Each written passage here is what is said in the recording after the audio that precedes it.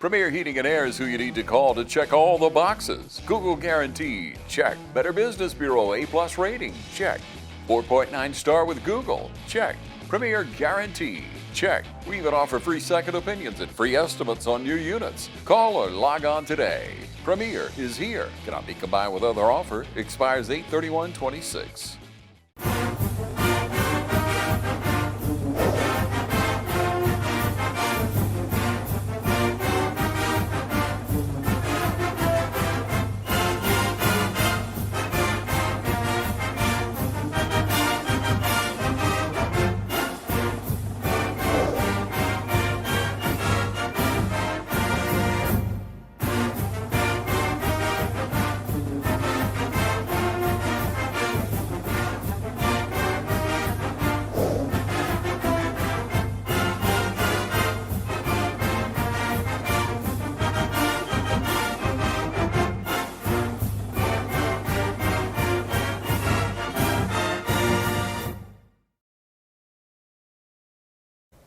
Hello, Falcons fans. This is Travis back again with the East Lawrence High School Falcons Coaches Show for 2026. We're here in the Rotunda at the East Lawrence High School here in the lobby. Hopefully you like the new filming studio, so to speak, here. We got Coach Hicks over here. How's it been this summer? Everything's actually been real progressive. Like what we've done from, everything is seasonal. You got the winter months after you come out of the season. You got your springtime, spring games, spring football practices, and then you got summer, and then of course you got the fall season, which we're currently in. I like the way we progressed. I like what we've done in the weight room. I like the way the kids have, a lot of our kids have stepped up and took some ownership. Some of our upperclassmen are showing a lot of leadership, and I think that's probably the most important thing because they pretty much know what to do when you're around, but when they can kind of help each other and pull each other in, be a brotherhood when they're not around the coaches, I think it's huge. So I think everything's going in the right direction, man. We still just want to make sure that our kids are on point where they are, what they need to be academically, what they need to be in the classroom, in the community, and then, of course, on the football field on Friday night. Yep. So right next to me, I would be remorse, so to speak, if I didn't mention him here. That's the voice of the Falcons, Mr. Dallas Wood here. You will hear him on Friday nights, keeping the crowd pumped, keeping the team pumped, and everybody. So how's things been going for you, sir? Travis, this has been a busy summer for me, man, between work and my DJing business and being out here with Coach Hicks some and checking on East Lawrence football. I got a chance to come out and check out some camps this summer. I actually grilled a boatload of hamburgers and hot dogs for the campers. That's always good. And so it's been a busy summer for me, and it's been hot, man. One thing I will say is I feel for these kids some of these days because it is hot. Yeah. So the heat is something, I don't know if it's worse. I was born in 1985, and so I'm just hitting 40. And so I don't know if it's worse. I feel like it's worse. Coach, talk to us a little bit about how you handle the heat this summer so far. Well, what we basically do is we try to go in the morning. We basically get them up early. We get in at 7. We usually go on about 11 o'clock. So the heat's really not an issue with us, but then you have to learn that you have to do some type of acclimation where the kids kind of get used to what the heat actually feels like. You like going in the morning because you want to keep them on the regular morning regimen. And then some of them like to have summer jobs and those types of things. And you don't want to take that away from the kids. But again, the best way to deal with the heat, first thing is to teach these kids how to hydrate themselves. Right. And they got to constantly eat. And they have to get rest. And our young people don't like rest. They like to eat a lot of junk food. They like to eat fast food. And they don't like to hydrate. So those are the three things that's the most important thing to kind of combat the heat is being able to get rest, being able to eat right, and then always hydration. And when I say hydration, I don't always mean a Gatorade or a Powerade. You just need to make sure you're hydrating yourself with water throughout the day. And that's just something that, when I was coming, and I'm gonna age myself here, Travis. You say you were born in what, 80 what? 85. I was born in 71. Okay. I'm 55. So I played outside. I didn't play inside. Yeah, that's right. So what we have to do is we have to get our kids to do some things outside. We did some things in the evening time, but it wasn't anything that was consistent. So the acclimation days that the Georgia High School actually gives us is really, really big to get our kids used to that heat. Yeah, so let's talk a little bit about last year. So this is your third year, is that Third correct? season, that's right. So first year we saw, of course, first year kind of norms, building the culture, building the foundation. Right. And then last year we saw, I think, a pretty good improvement. We made it to the playoffs. I think we got 3 wins. So what are we, the fan in me wants to know how we're going to take that next step this year. Well, the big thing is all of those kids that was in those first 2 years, they're still here. And nothing beats experience when you start talking about football. And believe it or not, if you go look at our season last year, we were in every game except for probably 2. But our kids, we were winning in some half times, a couple of games. Our kids just got to learn how to finish. We as a staff, us as a program, we as a community, we got to learn how to stay in a football game and finish a football game. Either we would come out and play great football in the first half and not be able to finish, or we come out and play a great second half like we did down in Johnson County last year. And I tell people all the time, we ran out of time.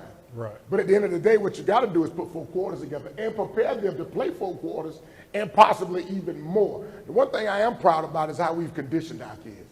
Our kids are in really, really, really good shape. So the only thing we got to do right now to turn the table is we got to get consistency. That's the word we've been using all summer. Consistently, doing things the right way at the right time all the time, and being consistent in how we do it. And being consistent is what builds habits, and habits build those things that can create a win on Friday night. So just being consistent and continue to have those good habits, they will help us win ball games. Yeah, appreciate that, Coach, and I have all the faith that we're going to take that extra step.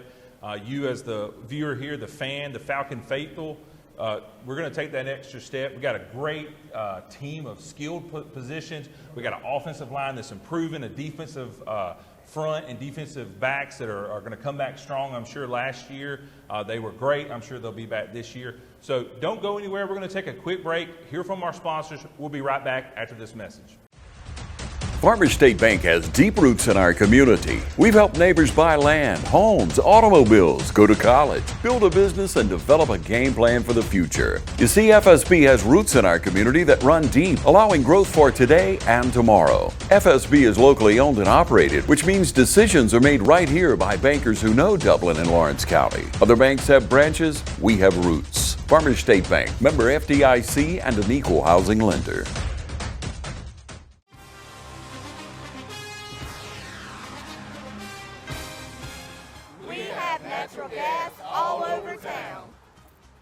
Get yourself a natural gas tankless water heater and save space. And have endless hot water. Natural gas is more efficient than electricity. And it's lighter than air. When you install natural gas appliances, You can get rebates up to $1,500.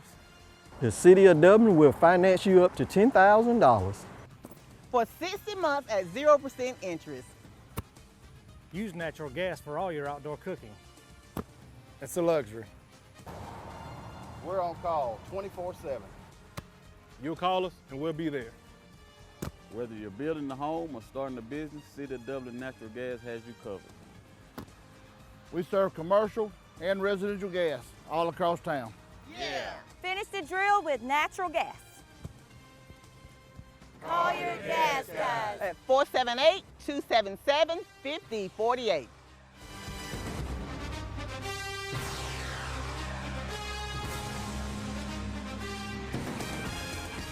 You can breathe easy with Middle Georgia Mechanical Heating and Air, because when it comes to your home or business's comfort, you deserve nothing but the best.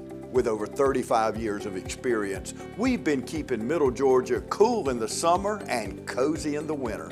All of our technicians are certified and carry a state mechanical license, and they're ready to tackle any job, no matter how small or how large. Call us today at Middle Georgia Mechanical, the team that's as reliable as our systems. Middle Georgia Mechanical, serving all of Middle Georgia right here in Dublin. Hi, I am Rodney McNamara at Dublin with Nelson. At Dublin with Nelson, our goal is the long-term success of your business. We are committed to doing things right, one customer at a time. If you have a question or if you're looking for hard-to-find parts, give us a call. We are ready to help you today, so come by and see us or give us a call at Dublin with Nelson. For sticking around, guys. Glad you made it back with us. So with a new year comes somewhat of a new team, but for us specifically comes a new offensive coordinator. So Coach, tell us a little bit about what we can see from the offense. Are we going to see a lot of the same? Are we going to see a big change? And how are they going to put points on the scoreboard this year? I'm excited about the offensive side of the ball. I know I've been sharing this with Dallas all summer, just how the kids have taken to Coach Boone in his new position from offensive line coach to offensive coordinator. He's brought some energy to it, definitely. Our guys are excited about it because it's kind of same formations, similar plays, but the ball's getting out a lot faster.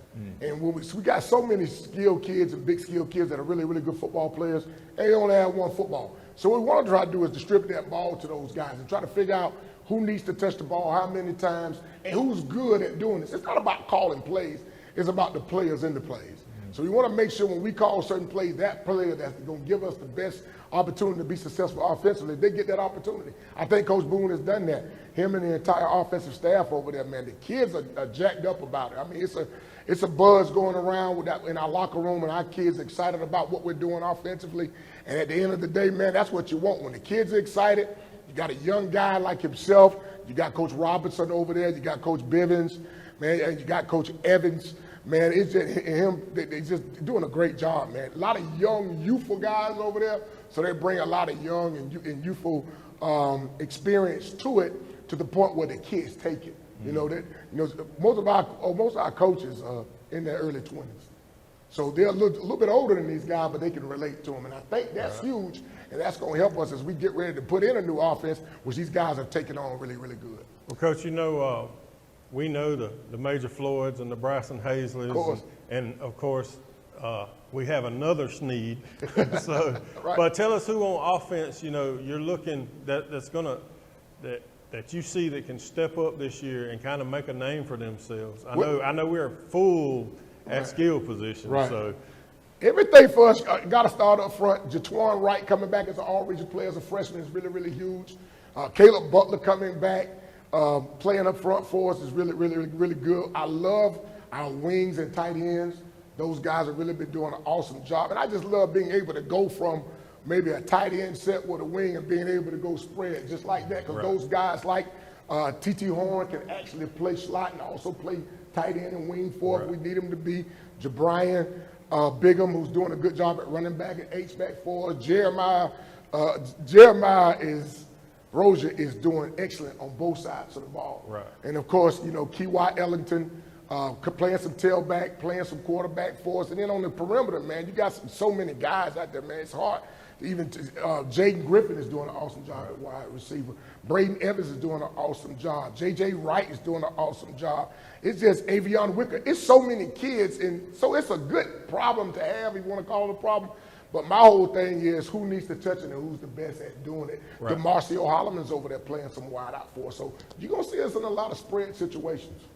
Coach, the one thing I can say about East Lawrence, and me and you've said this several times since last year, is when it comes to the defensive side of the ball, man, the defense kept us in a lot of ball games last year. It did. We go up to Northeast, the last game of the regular season, and defense stands out up there. A lot of games could have got out of hand, but if it wasn't for our defense, we kind of kept them in control what we could. As far as defensive-wise this year, tell us what we're looking at. We're staying the same. I know Coach Selby's back as defense coordinator. Right. So tell us what we got going on with the defense. Well, of course, Coach Selby's been here since I got here. He was my first hire, actually, and actually doing an awesome job. Coach Hicks, my son, is helping him out defensively with Coach. He's kind of co-doing it with him, learning, understanding, kind of taking care of the front seven, but they're doing it jointly together. Coach Burley's over there coaching the D-line.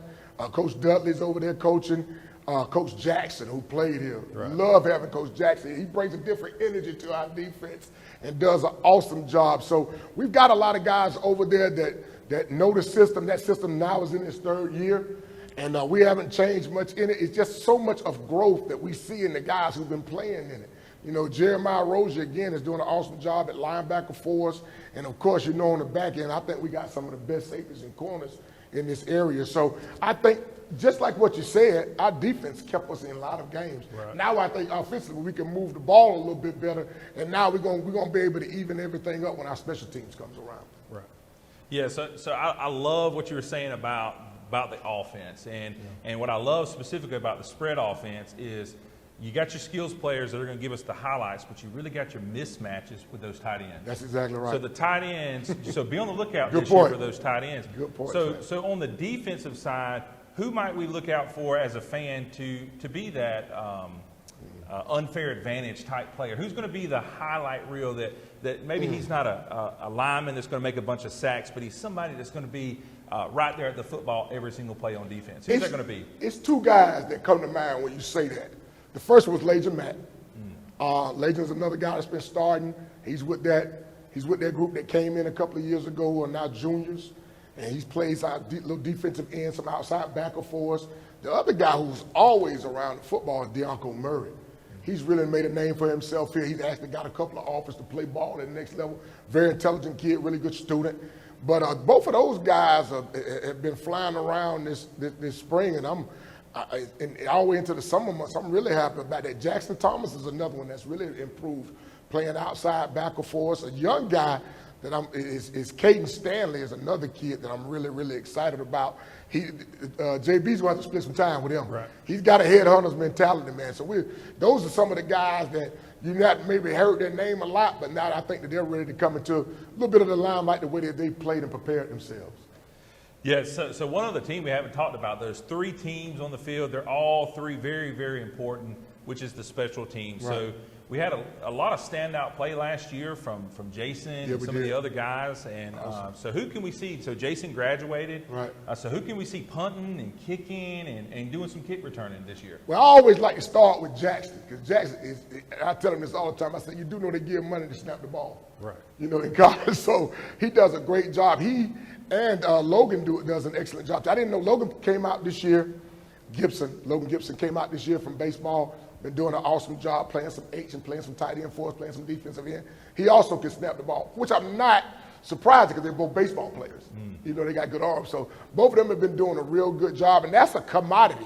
Sometimes it takes a while to figure out who can snap the ball on punts and on extra points. So those guys are doing an excellent job. Of course, Jason, we got his little brother Jordan. Jordan's doing a good job, man. He's putting the ball, he's getting better every day. Kiwa will be doing a little bit of kicking for us. John Thang is back. And I was glad to get John back from the soccer team. John's doing an excellent job of kicking the ball. He can pretty much place it any way you want. And then, of course, Chris Vasquez has come out from the soccer team, and he can almost kick that thing in the end zone. So we're excited about those types of things. It's a little bit of competition, but it's also a different flavor. I can put that ball pretty much where I want to actually be able to put it. And that's huge when it comes to field position. Right. A lot of people don't put a lot of emphasis on special team. That's my baby. I deal with it all the time. I did it in college as a special teams coordinator, and I still do it now. But we won't put as much time into that phase of it as we do offense and defense.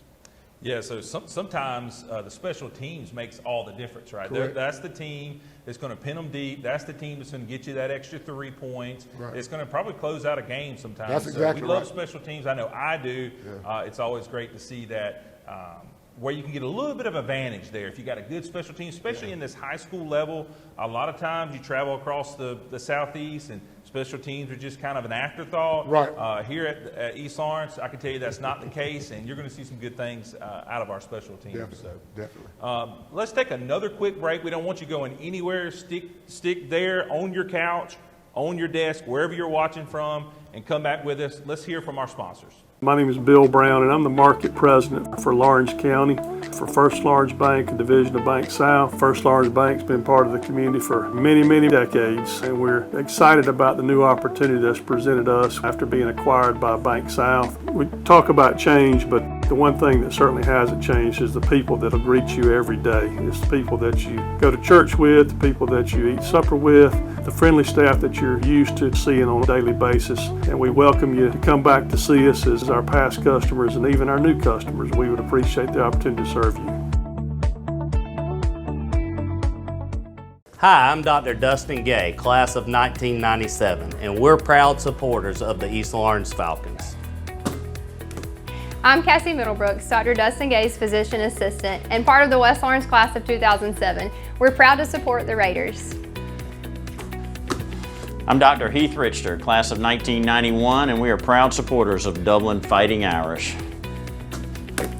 I'm Morgan Archer, Dr. Richter's PA, class of 2009, and we're proud supporters of the Trinity Crusaders.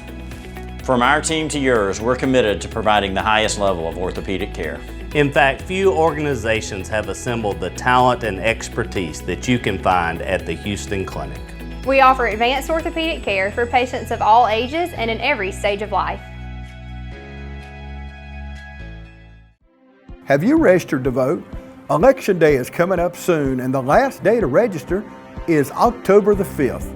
Please get registered and go vote and re-elect Matt Hatchett, your District 155 state representative.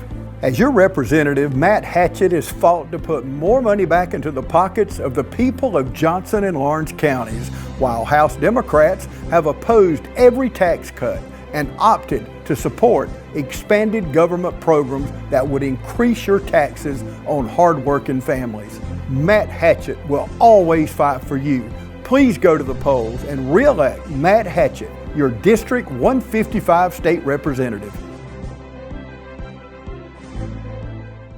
Hey guys, welcome back to the East Lawrence High School Coaches Show. I'm Dallas, this is Travis Bowen, and we're here with Coach Hicks. Now Coach Hicks, you know I don't shy away from controversy, and I think almost 2 Friday nights ago we had a little controversy go on with our summer scrimmage.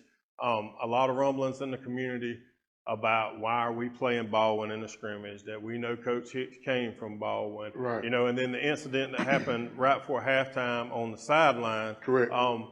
I know we had talked and you wanted to address some things with that. So tell us what your thought process is when it comes to scheduling a scrimmage, sure, no matter who it is, and right, then what you actually said to the kids and your message to the kids after the incident on the sideline from sure, 2 Fridays ago. Well, first things first, I want to say this, and I want to clear this up in the community, that perception is not always reality.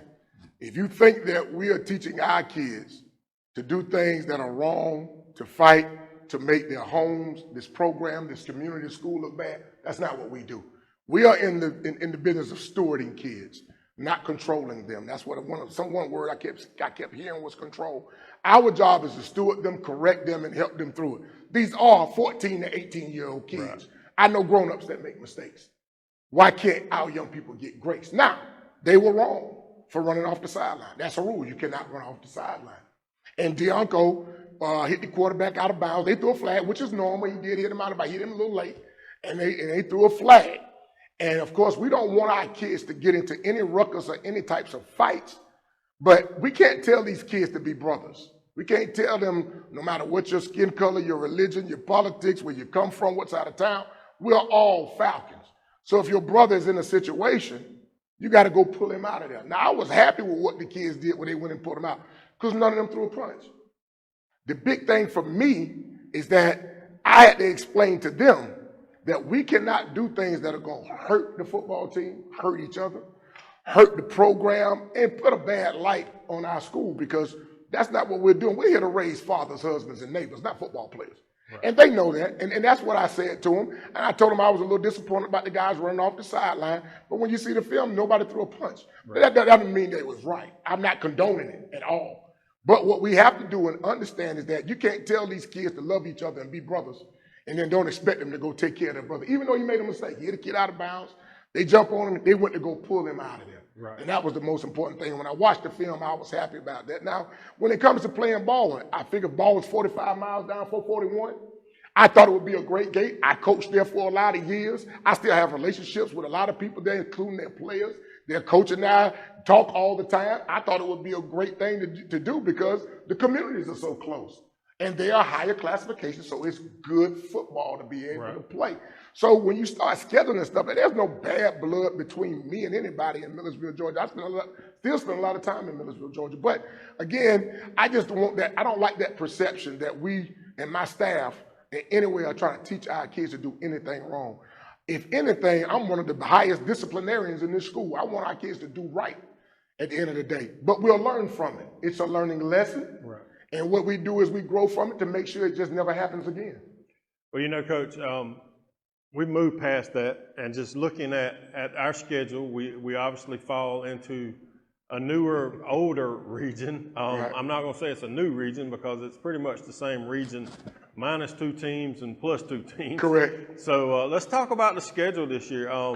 So I know we lose the Macon schools, the Northeast, the Southwest, the Central, as far as region play goes, and we add Vidalia and Swainsboro. Correct. You know, the good thing about that is, like you said, Proximity. with Baldwin, we're 40 minutes away from each one. It's so awesome. It's not really that much travel, and they're region play, which, you know, with Swainsboro and Vidalia, they're 2 tough teams, always have been, legacy programs. So as far as schedule-wise, you know, we add Swainsboro and Vidalia to the schedule. Right. Now, let's talk about out of region. I know, of course, we've got the border war here Friday night against Johnson County, but tell us about the 3 other teams.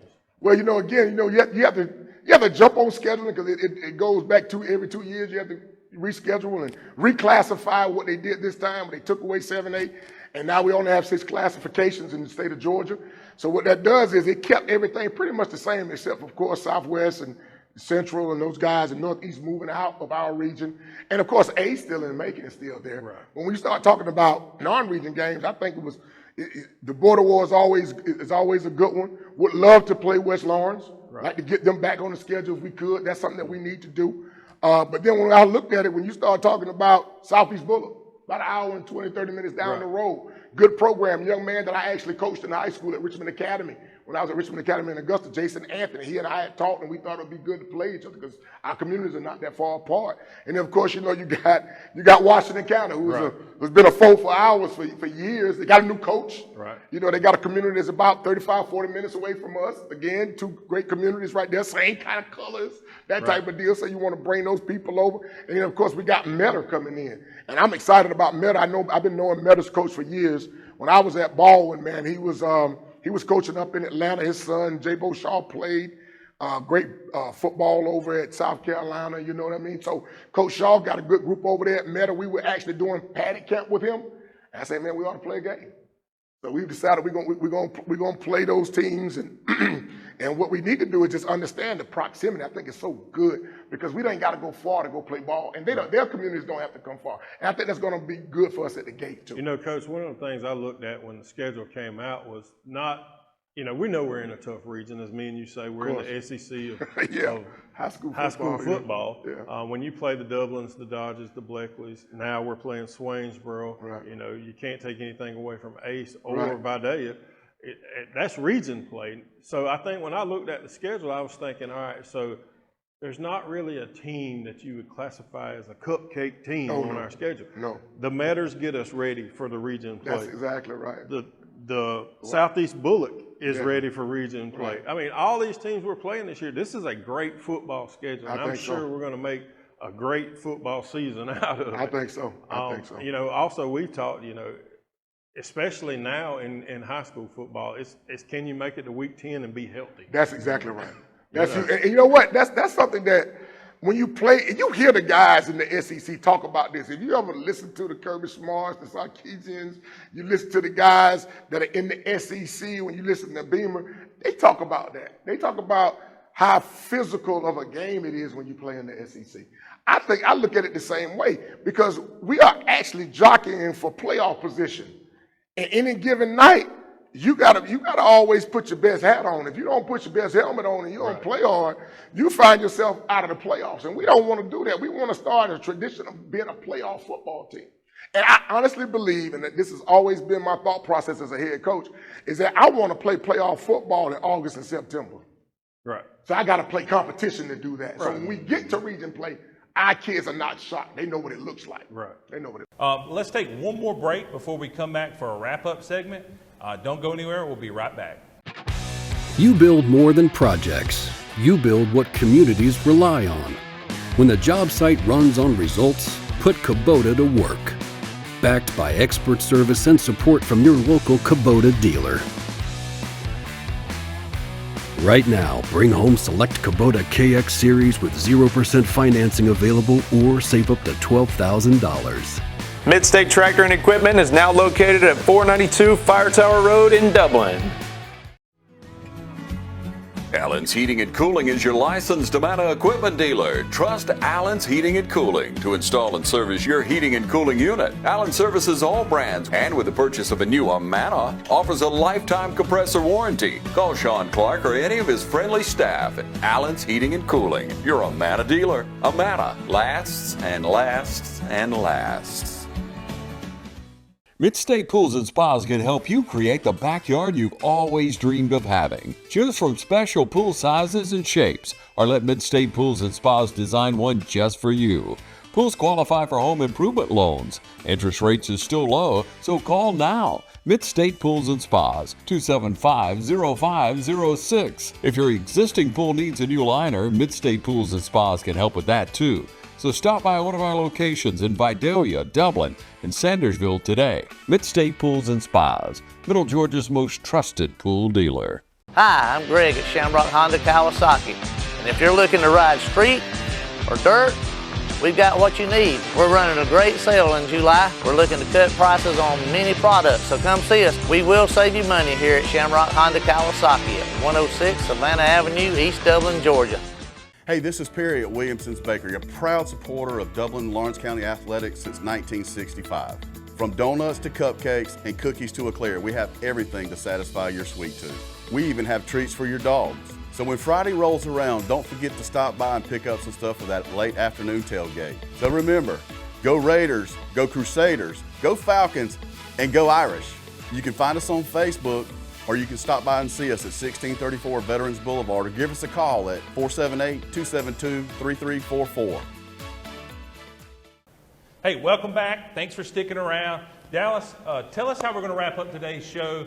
What's going on? What can the fans look forward to? All right, so last year, me and Coach Hicks sat down about every Sunday afternoon, and we filmed a little thing called, I think it was the Coach's Motivational Minute for the week. And me and Kim talked about it. We're trying to figure out how to incorporate it into it. And then we come up with the name Beyond the Ball. So, Coach, this week's Beyond the Ball segment, I'm going to let you take over and talk about whatever motivation, whatever's on your mind this week. Go ahead and give us this week's Beyond the Ball segment. So what we have to do as a community, as a football program, myself as the head coach, and us as Black and Gold Falcons, we have to learn how to use the word love. And a lot of times, we think that love is just this emotional feeling. Love, as the scripture tells us, is that we are to do for others as much as we'll even do for ourselves. And my definition that I like to use is love is the ability to accept the inconveniences that come with our relationships. We're going to have issues, guys. We're going to have problems. But one of the things I think is more important than anything else, we got to love each other through it. I don't care what side of town you're from. I don't care what you look like. I don't care your skin color, your religion, your politics. When it comes to this school here on the east side, when you come across this river, we ought to be one.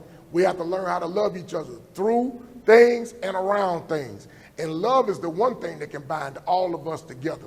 So remember that love is the ability to accept the inconveniences that come with our relationship. We don't have to allow things to break us down. We take those same things and let them bind us together. And let's make sure that we're all loving on each other here on the east side.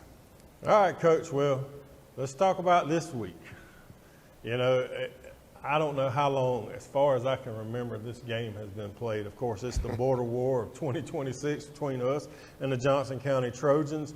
You know, 2 years ago, it's the first time we broke that streak in a long time. I want to say it's like 14 years.